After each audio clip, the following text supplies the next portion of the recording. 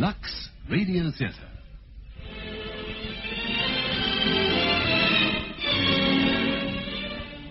Tonight and every Monday night at this time, Lux Radio Theatre presents for your entertainment the finest in radio drama.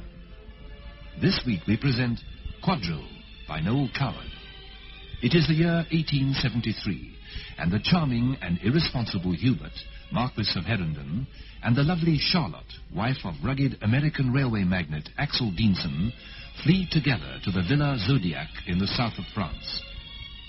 Axel Diensen persuades the wife of the Marquis to accompany him to the villa in pursuit of the lovers, in an attempt to avert a scandal. Serena, the Marchioness, a woman of sensitivity, reluctantly agrees, though doubtful of the delicacy and the success of such action. As it transpires, both Axel Diensen and Lady Herondon are quite unprepared for the ultimate outcome of their handling of the affair. Listen in a few moments to Quadrille, adapted by Margaret Hume, produced for Lux Radio Theatre by Anne Freed, and directed by Henry Diffenthal.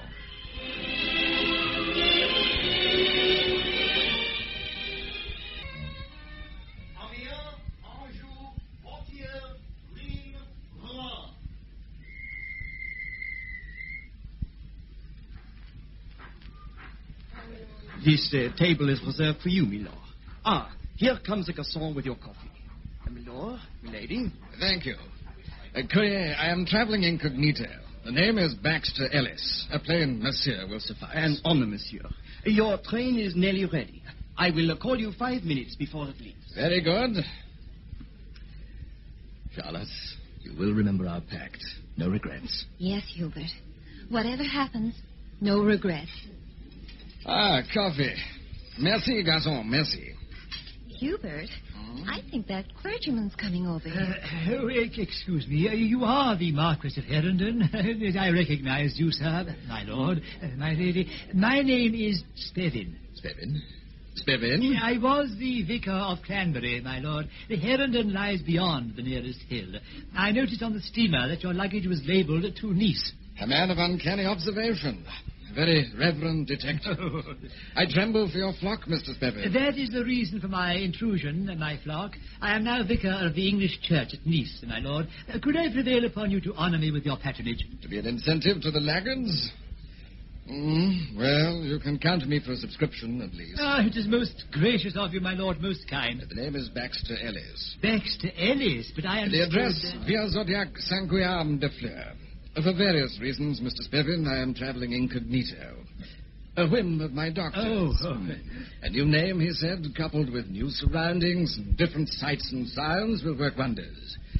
Au revoir, Mr. Spevin. Thank you so much. You have been so kind. So very, very kind. How could you, Hubert? A matter of self-preservation. No English churchgoers will call on us. You seem to forget our sinful state. Forget it? I'm glorying in it. To be here, alone with you. What bliss. I've escaped from Serena at last. Oh, Hubert, how long do you suppose it'll be before they discover where we've gone? Before they follow us? I doubt if either of them will follow us, even if they do find out where we are. Your coffee, Charlotte.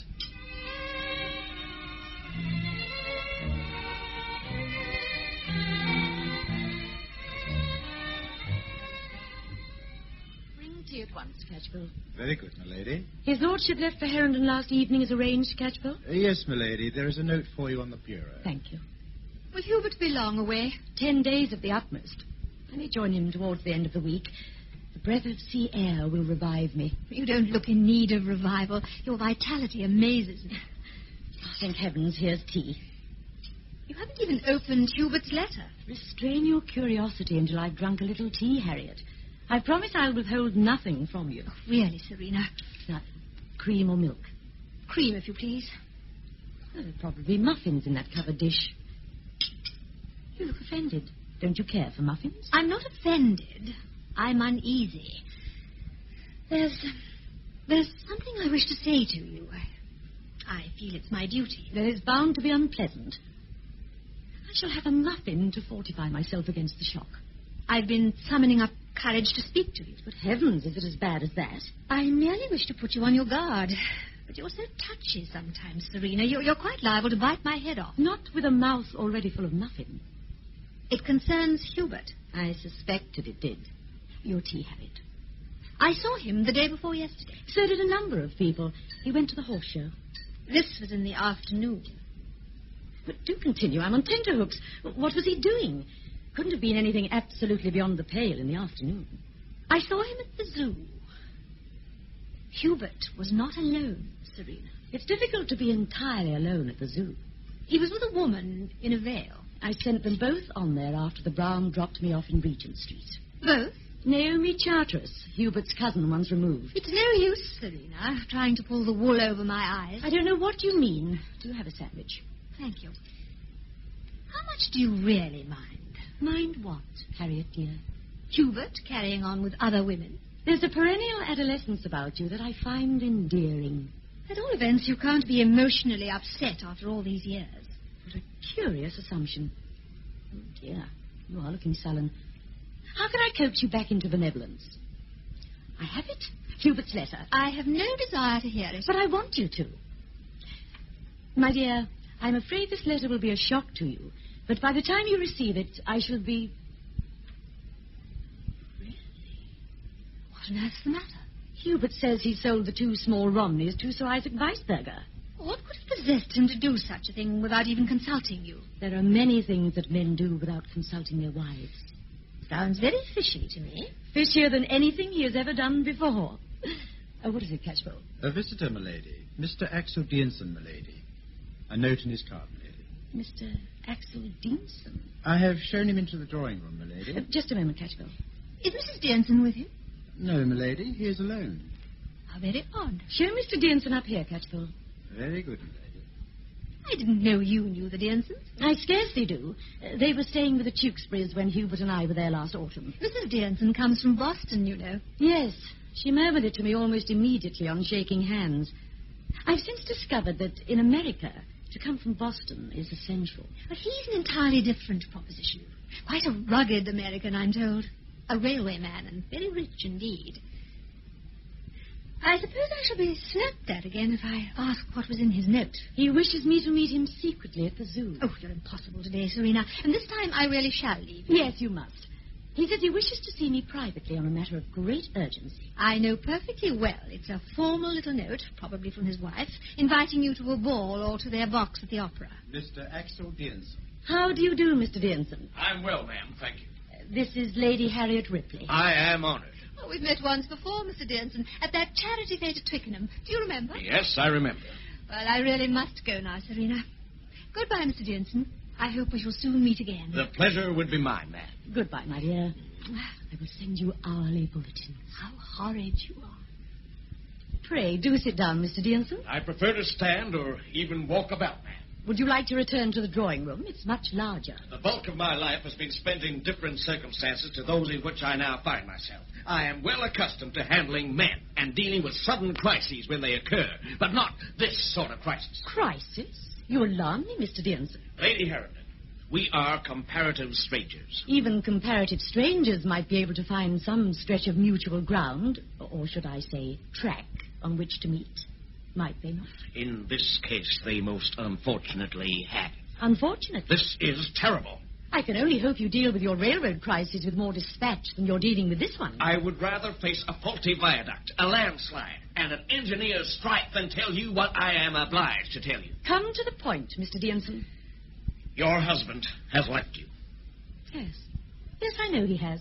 You know? How long have you known?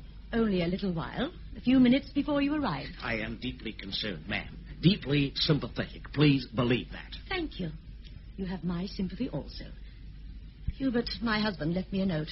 It was brief and mentioned no names. Your wife, I presume, was more explicit. Oh, no. She merely stated in her note that she had left me. She mentioned no names either. Then how could you be so sure that my husband was the man she had eloped with? I guess. Yes. They have been seeing each other a good deal during the last few months. Have they? I didn't know. A friend of mine happened to meet them accidentally. At the zoo? So you did know? No, that was a guess. My husband has utilized the zoo for some time. It must have been a terrible blow. For you also, Mr. Dean. Oh, no. I received my note this morning.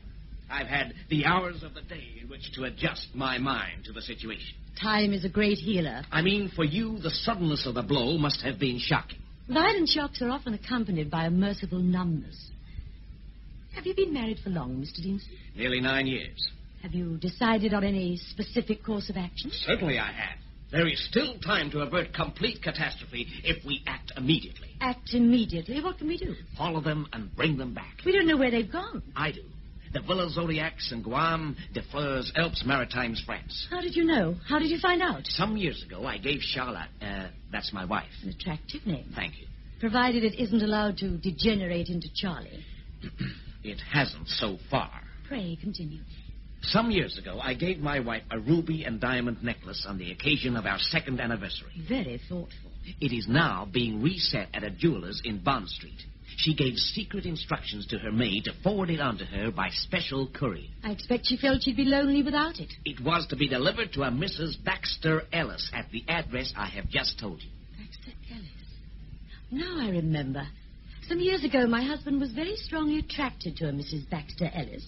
You're quite sure of the name? Quite sure. I cross-examined her maid for 2 hours this morning. She finally broke down and confessed. I know the Villa Zodiac. You do? Yes.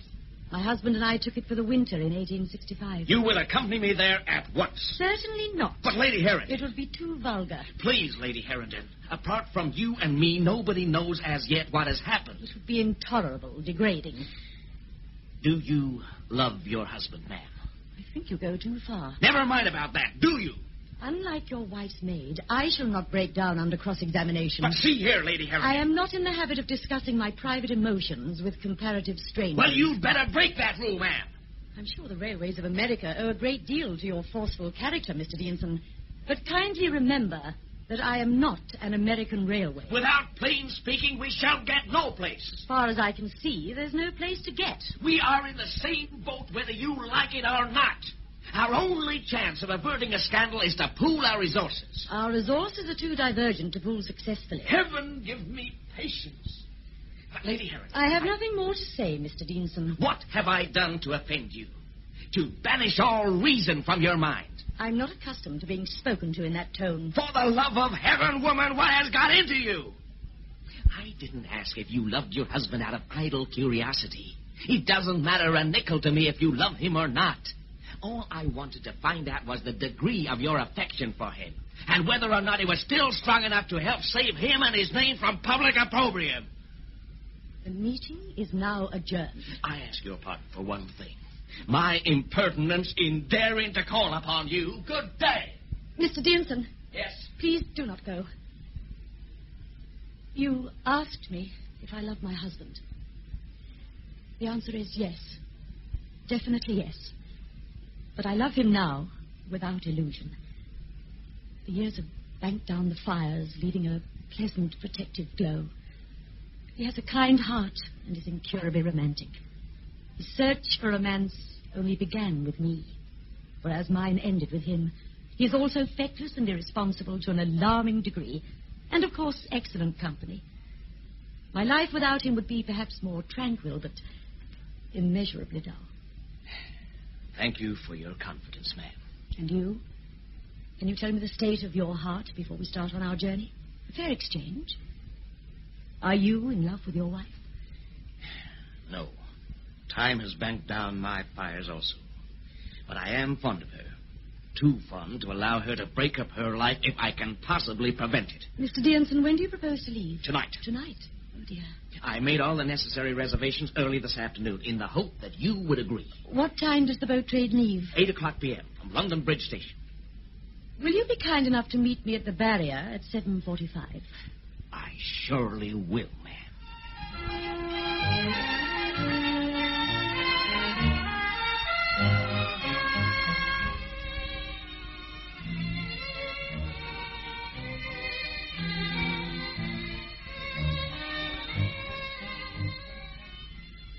Foolish, anyhow, for us to be seen together at the Opera, Hubert. Unfortunately, yes. But we can't be furtive indefinitely.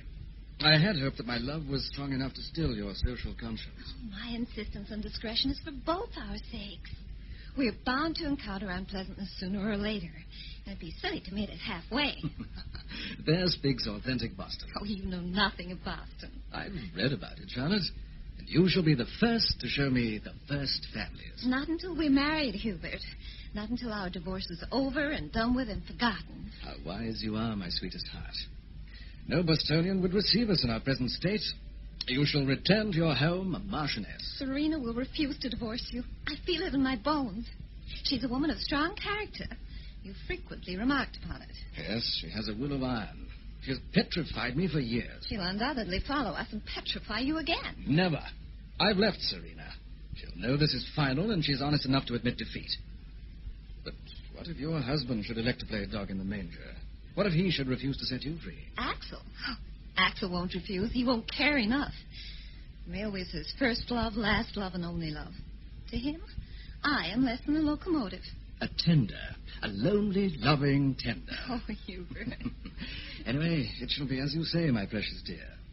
We shall stay in our fortress and dine on the terrace in the moonlight. The nightingale shall provide our opera. At least they won't sing Mozart. I cannot bear you not to like Mozart. Your loving hand shall guide me to his perfections. There will come a time when his every mathematical semiquaver will be clear pleasure to me. But be patient. My ear is deaf to all music save the sound of your voice. I have very little ear anyhow. You're talking nonsense again. When I was young, it took me 7 months to learn on the banks of Allen Water. Oh, it's no use pretending. Pretending what? That we're happy, enclosed in a lovely private dream with no outside world to menace us. Nothing to worry about. Is your part of the dream wearing thin already? Yes. Oh, yes, it is. A meager little dream. Barely more than 40 winks. You won't admit it, then? That there is a strain in the air? Do be quiet, my dearest. You're frightening away the morning. We must go away. We are away. There are too many people near us here. No one that we know, excepting poor old Octavia Bonington. I don't know poor old Octavia Bonington. Then you shall. But I warn you, she may alarm you. Hubert. She lives just nearby and writes fiercely in proper books under a pseudonym. None of her relations will have anything to do with her. Then why should we? Because she's incurably sentimental. It'd give her pleasure to welcome 2 runaways, 2 ecstatic social outcasts. We'll call on her today. We will do no such thing. We mustn't be selfish. We have happiness to spare. We're bathed in illicit bliss. The least we can do is share it. Share it?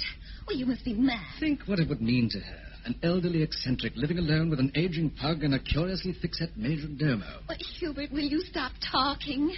Whenever you embark on a sentence, I feel as though you were off on a long journey and that I must wave you goodbye. I will not call upon this Octavia, whatever her name is. Bonington. Oh. Why do you weep so frequently, my angel? I've already told you I'm unhappy. How can you be unhappy in paradise? Maybe I'm beginning to realize it's a fool's paradise. Charlotte. Oh, I'm bewildered, insecure, deafened and blinded all the time by your exuberant romanticism. Our situation is difficult, and for me, haunted by the dread of humiliations. Your continued refusal to share my fears, your determination to float through the air indefinitely, it terrifies me. I'm beginning to suspect you're not in love with me at all. You're merely in love with the idea of being in love with somebody.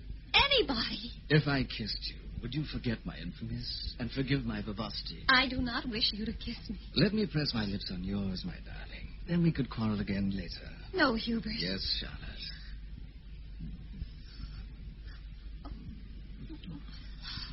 Hubert, it's almost time for lunch. I find this difficult to forgive, Serena. I'm glad to know we still have something in common. Axel. There seemed to be no one about in the front of the house, so we came round by the terrace. There's a bell outside the front door, an exceedingly loud bell. Here is your necklace, Mrs. Baxter Ellis, delivered by special courier. Thank you. How have you come, Serena? I should have imagined the reason to be fairly obvious. On the contrary, I find it most obscure. What could you possibly hope to achieve by this tasteless twofold intrusion? Let us dispense with artificial bluster, Hubert. Say something, Mr. Dearson. The conversational burden so far has rested only on my shoulders. It isn't really quite fair. I am at a loss, ma'am. When I am at a loss, all but the crudest phrases elude me. Perhaps you would like to speak to your husband privately, Mrs. Dearson. I have nothing to say to my husband now or at any other time. There's a great deal to be discussed. Is there not, Mr. Deanson? There surely is, ma'am. Thank you. That was at least a contribution, if only a minor one. There is nothing to be discussed, Serena, except by our lawyer. I intend to discuss it fully from every angle. That's why we are here, is it not, Mr. Deanson? This is a heck of a mess, and you are a pernicious philanderer, sir. Please remember your promise, Mr. Deanson. Yes, ma'am, I am sorry. Mr. Deanson promised me on the journey to restrain his temper, Hubert. He is a man of naturally strong feeling. He is also in the pink of condition.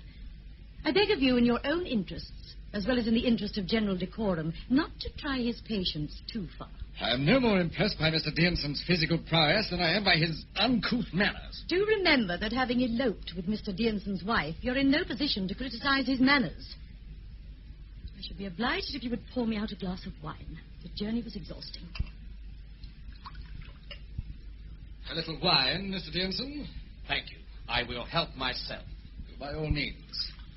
Charlotte? No, thank you. What time is luncheon? I'm exceedingly hungry. You intend to stay to luncheon? We intend to stay indefinitely. Hubert, I really think... Hush, my treasure. Considering that this is virtually the only sound that has emerged from your treasure since our arrival, it's unkind of you to discourage her. You've always been a hard and determined woman, Serena. Not quite, always. What could you hope to gain by making this tactless excursion? All I'm trying to do is to salvage a little of our mutual dignity. Mr. Deanson?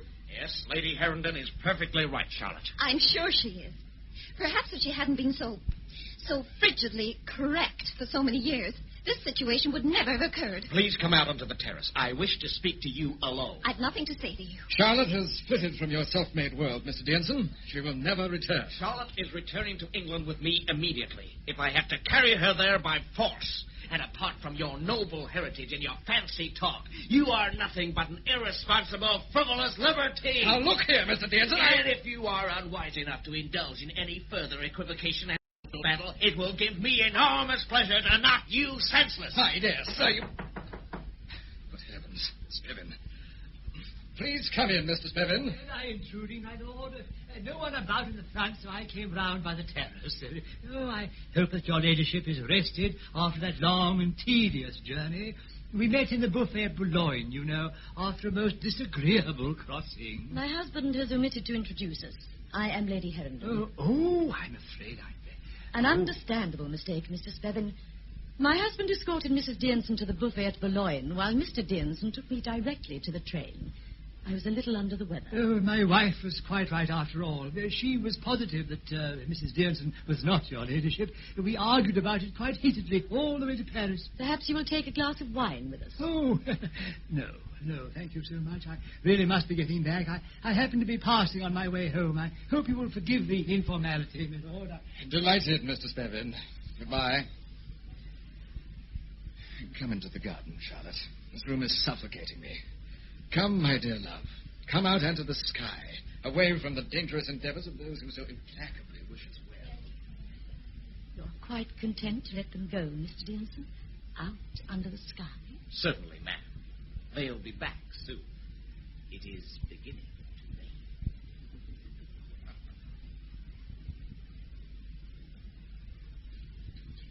Good morning, Mr. Deanson. Oh, good morning, Lady Herondon. Would you care for some fresh coffee? No, thank you. I've already breakfasted in my room. I trust that you slept well. Quite well, thank you, but not enough. I feel a little tired. May I take this opportunity of telling you how profoundly I admire you? Thank you. You're most encouraging. Your handling of this whole darn situation is beyond praise. You have displayed qualities of endurance, patience, and determination that Abraham Lincoln would have envied. Mr. Lincoln abolished slavery, whereas I've only been fighting to re-establish it. There is bitterness in your voice. There's bitterness in my heart, Mr. Deanson. Eliminate it, man. It will stain your shield. This is a trivial adventure. Is it? I wonder. Measured against the world's deepest sorrows, of course it is. We must not, even in the interest of self-justification, magnify comedy into tragedy. Tragedy inflicts far deeper wounds than those we have suffered. Our cause is merely an assertion of pride. Bully for you, Mr. Deanson. Are you laughing at me? No more than at myself. Well, that's a healthy sign, at any rate. Come over to the window. Uh-huh. You see that village on the hill? I see it. Below the church is a clump of cypresses. And there you can look out all over the olive groves to the sea. Hubert and I had this house, we drove up there in the moonlight one evening. We were younger then. It was the year before my son died. It's an evening I shall always remember, detached from everything else. Would it be a healthy sign if I laughed at that, too? Perhaps not a guffaw, just a grateful smile. Have all American railway magnates so light a touch? Sure, every man jack of them. What spoils will the day yield to us? Courage, man. Each of us leading home in triumph a whimpering hostage. Poor pickings, Mr. Denson. An insignificant little victory. I cannot face the humiliation. Oh, to think that a few cypress trees could wreak such havoc. A whiff of memory, a stab of nostalgia, and down you topple from your pedestal. Your misplaced badinage is all the subtlety of a herd of buffalo. That's better. I will not accept your decisions as to what is better or worse. As you say, ma'am. Kindly remember, we're still strangers to each other. Stuff and nonsense. This darned high horse of yours is too frisky. You mustn't allow him to bolt with you. Mr. Denson. You have every right to lose your temper with your erring husband. You have no right whatsoever to lose it with me. How dare you speak to me like that? Dare? What have I to fear from your high-bred tantrums? Once and for all, Mr. Denson, I will not be spoken to like this. Nonsense. Also, poppycock and fiddlesticks. Stop that.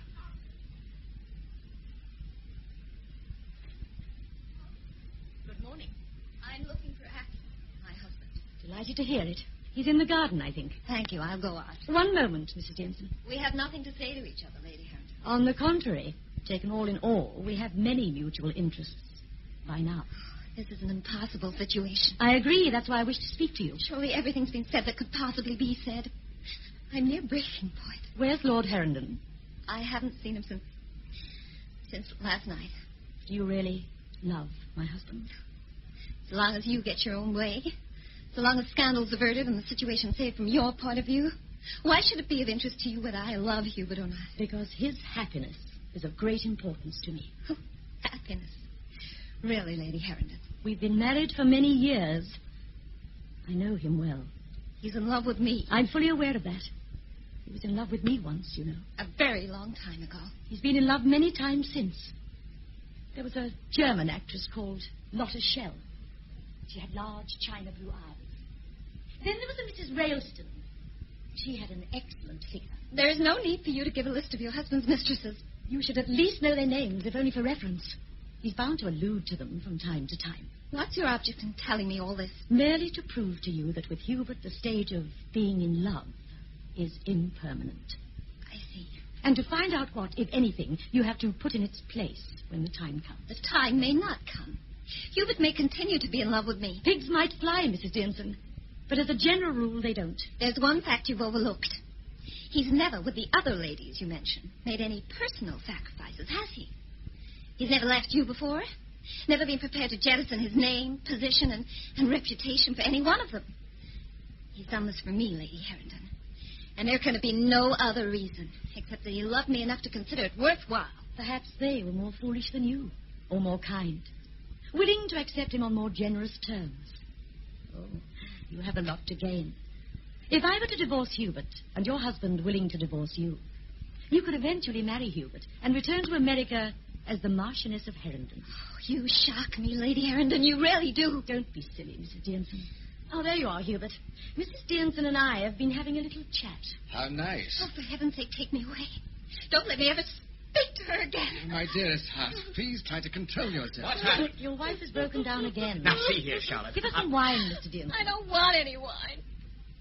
What have you decided to do, Hubert? I want to know now. You mistrust my love for you. You're betraying me in your heart. I can feel it. I can feel it. Well, your life is one, Hubert. You realize you're bound by all the years of a dominance to give in, to squirm on the ground with your legs in the air like a beaten, faithful spaniel. Only a moderately faithful spaniel. Your wife asked me a question that I didn't answer. She asked me if I really loved you. Will I answer it now? And the answer is no. Charlotte. Axel, I return to London with you whenever you wish. I'll also endeavor to right the wrong I've done you. Forgive me, Lady Herndon, for so nearly shattering the admirable facade of your married life. It would have been a cruel thing to do, as it is so obviously all you have left. Well, I hope you're satisfied, Serena. You've achieved your object. You've ridden roughshod through my private heart until there is nothing left but emptiness and desolation. You're not a woman. You're a juggernaut. And I shall never forgive you for this. Never. Never, never, until the grave closes over me. We have won. Yes, we've won. A little wine? Thank you. Poor pickings, Mr. Dearnson. This should be a moment of exaltation. I know. Did he really love Charlotte, do you suppose? Hubert never loved anybody. Not even me. Then he's a sad and dull man, an insensitive fool. He thought he loved me. The whole of our life together was his idea, really. I merely carried it out. Even coming here, he relied upon it. He expected it. I know he did. Please, don't let me keep you here, Mr. Dearnson, if you wish to follow your wife upstairs. I should like to finish my wine. Shall you be returning to America shortly? Yes, I'm impatient to be gone. The social life of London that Charlotte so enjoys is to me nothing but a restless vacation. Come to my country one day, man. Let me take you in a private car from Chicago to the West. A car especially designed by George Mortimer Pullman. Its luxury will soothe and startle you. From the wide windows you will see the new world passing by. I remember your invitation. I will also remember... What is it that you were about to say? It was of no consequence. Please, do not withdraw. It seemed to me that perhaps, at last, we were becoming friends. We will always be friends. Do you mean that, ma'am? Yes, I do. The carriage will be here at any moment now. I know. Goodbye, Lady Harrington. Goodbye.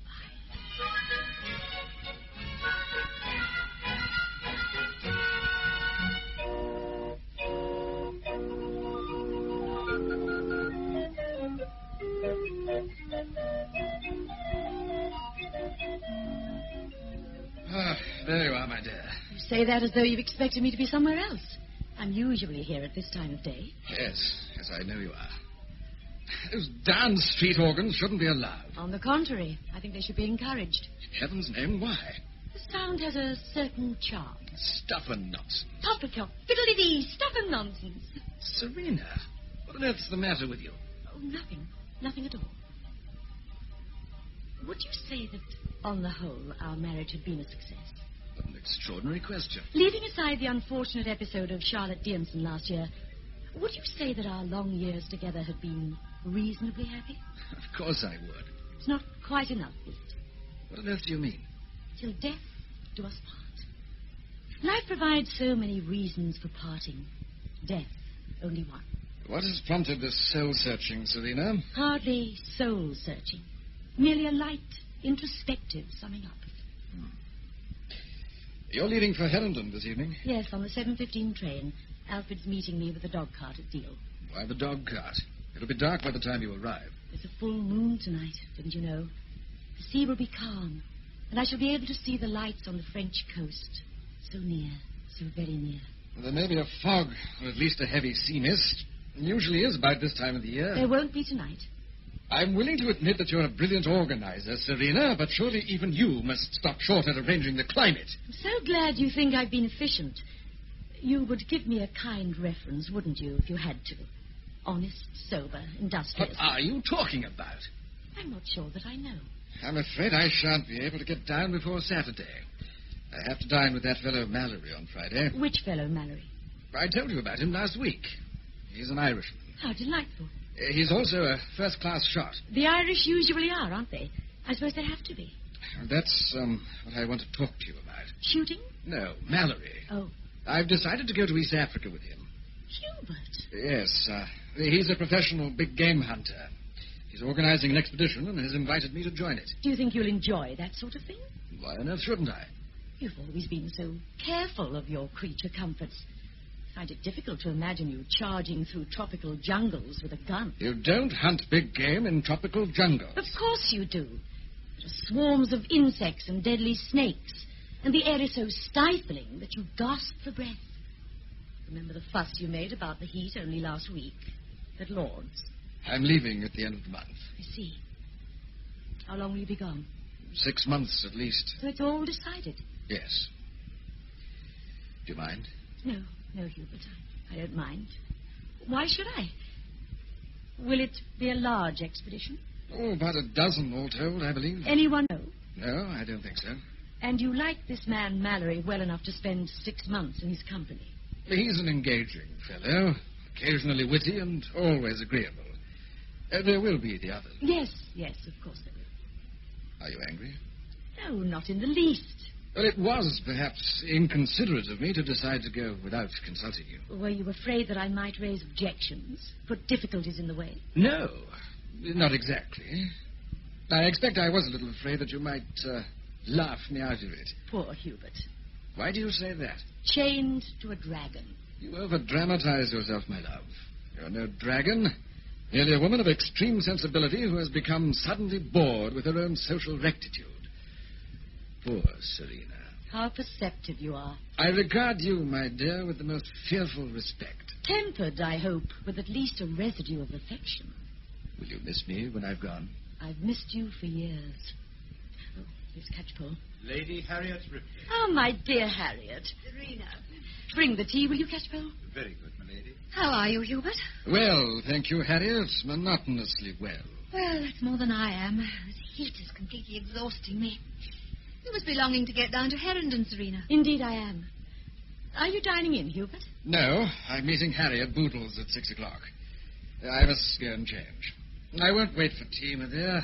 I'm sure you and Harriet have much to gossip about. Indeed we have. I feel, Harriet, that you should be the first to know that Hubert is leaving me. Serena? He's going to hunt big game in Africa. Good gracious.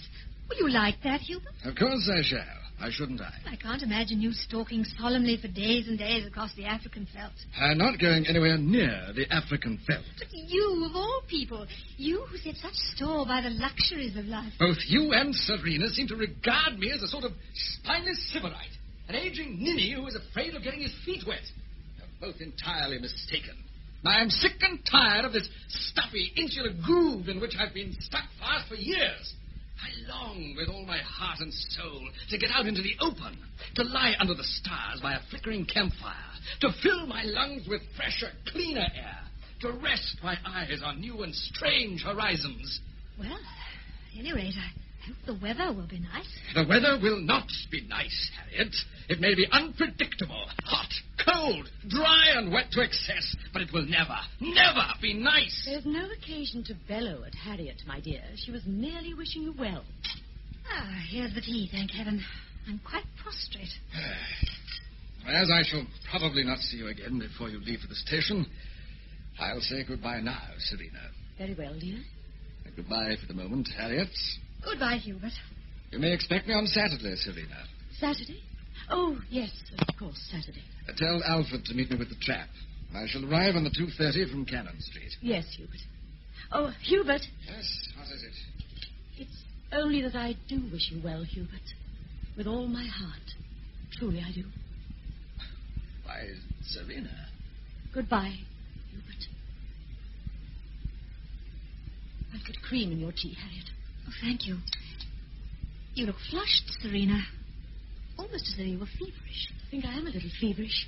Don't be alarmed. It's a mental state more than a physical one. Why? What's caused it? Haven't the remotest idea.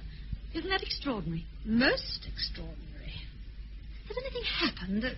Anything disturbing? No, I can't think of anything. Where did you have lunch? With Etta in Kensington.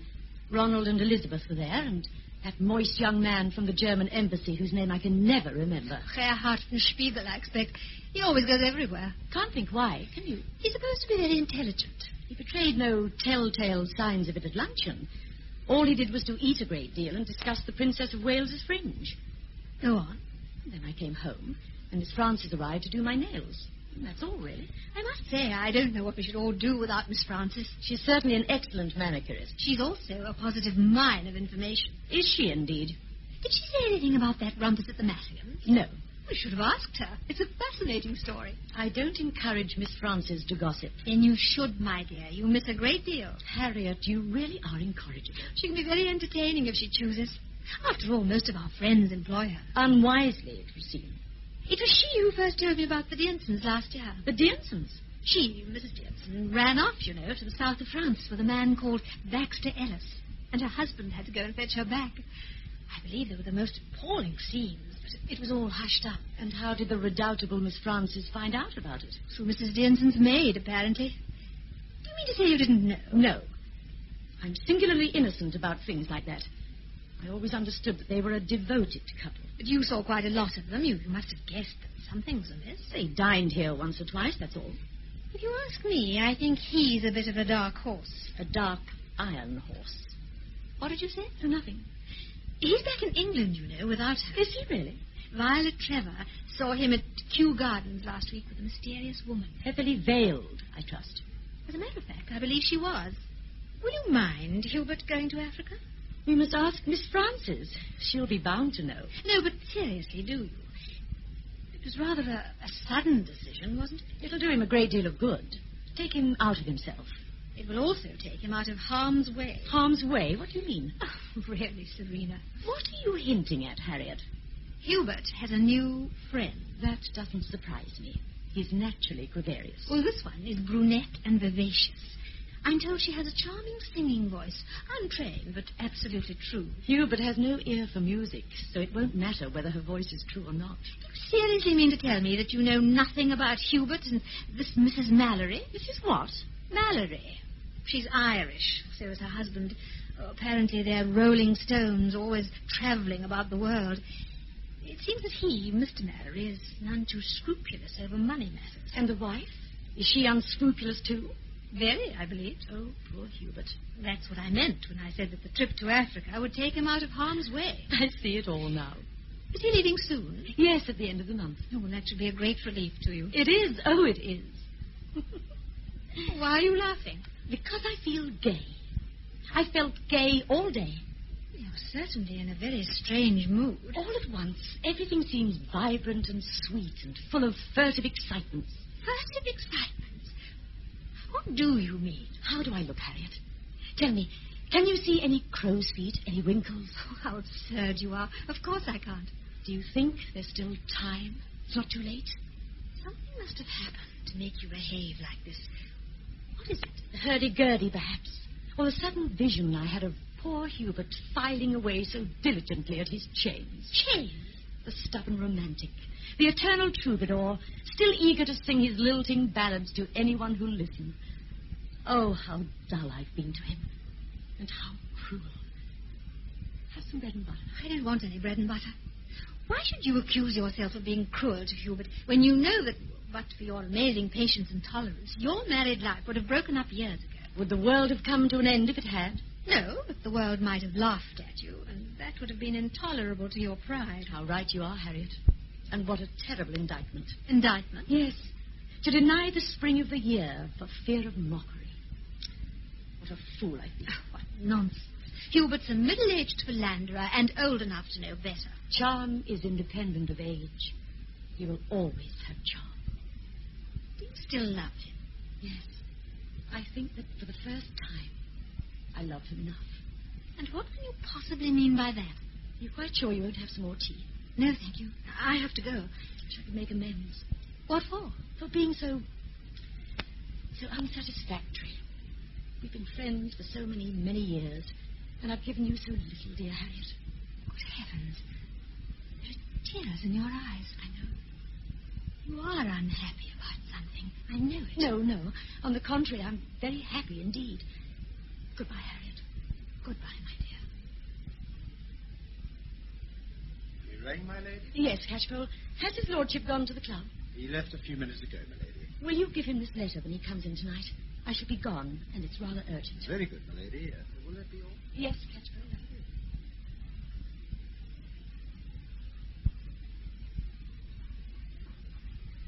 This is your reserved table, sir. Thank you. I will call for you when the Paris train is about to leave. Garçon? Monsieur? You wish for a coffee or chocolate, milady? Coffee, please, with milk. Black for me. Black and hot and strong. Serena? Just the roll. I trust that milady and monsieur had a pleasant crossing. Lyrical. Thank you. And milady? I had no idea the Rubicon could be so calm.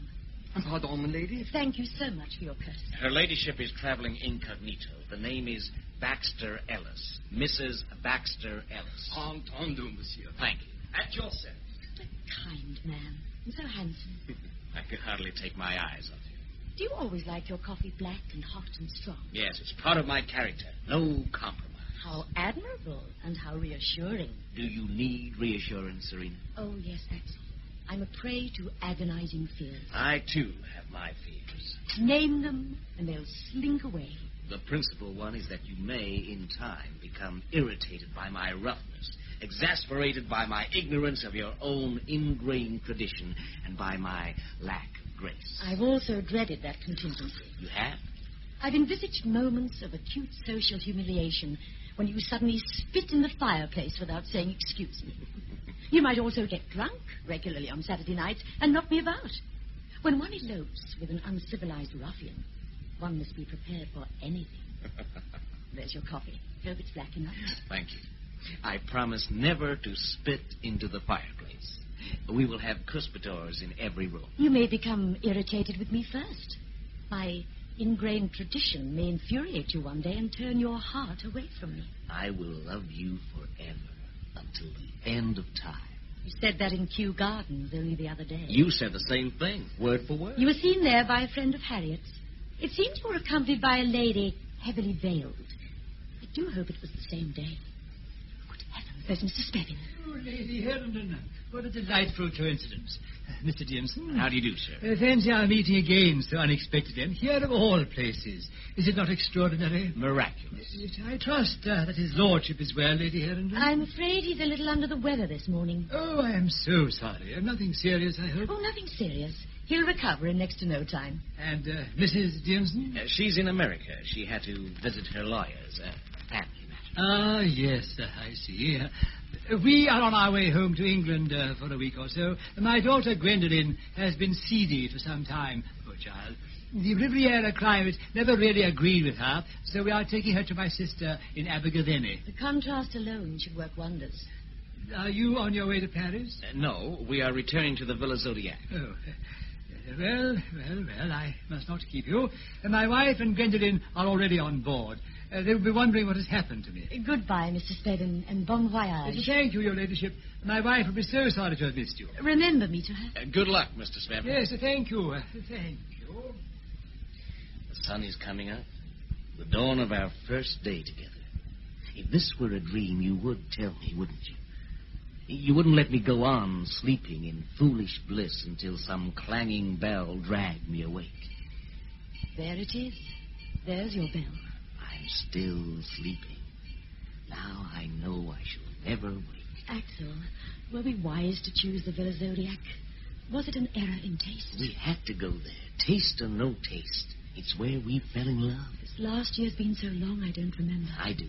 Every moment is burned into my brain. Every gesture you made, every word you uttered. Did you know? What? About me, I mean. Did you hear behind my words the pounding of my stricken heart? Yes. I tried to keep my secret. What a waste of time. Every moment of our lives has been a waste of time. Till now. If only you and I were younger. If only we had more time. There is time enough, my dear love. Time and to spare. Come, we must go. There's the courier. En voiture. En voiture.